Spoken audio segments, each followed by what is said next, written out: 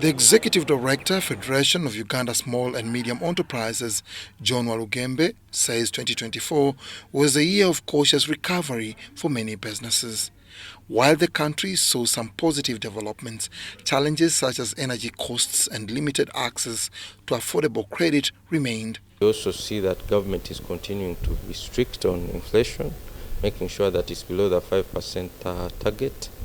What you also see is that government is prioritizing investing in certain sectors like agribusiness, tourism development, mineral development, science, technology and innovation. So we think 2025 will be a good year. Speaking of economic recovery, we sought for the small and medium enterprises' perspective on whether the recent announcement by the revenue body surpassing its half-year target by over Uganda shillings 300 billion implied a permanent rebound from a slump caused by the COVID-19 pandemic. I wouldn't say it has fully rebounded. I think we are on the road to recovery. The economy is showing positive signs. But as to whether it has fully rebounded, it's not for me to tell, but I wouldn't be confident enough to say it has fully rebounded. But what is in no doubt is that the economy is doing much better than 2021, 2020.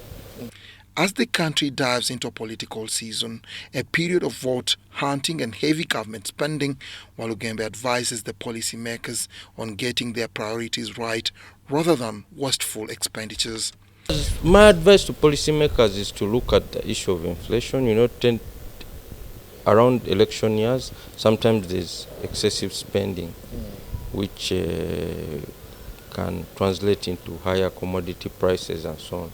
So these are things that we should look out for to ensure that we contain, and we are confident that the central bank is up to the task.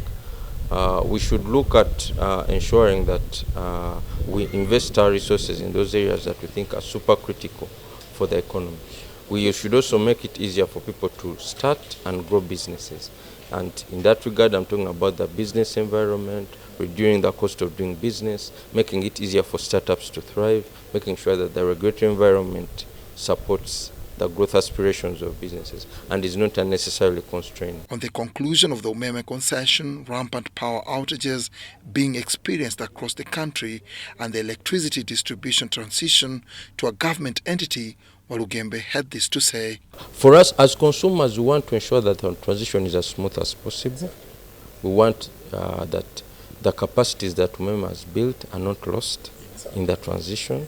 We want to ensure that the efficiency that Umeme has built up is maintained. Already we are seeing some inefficiencies.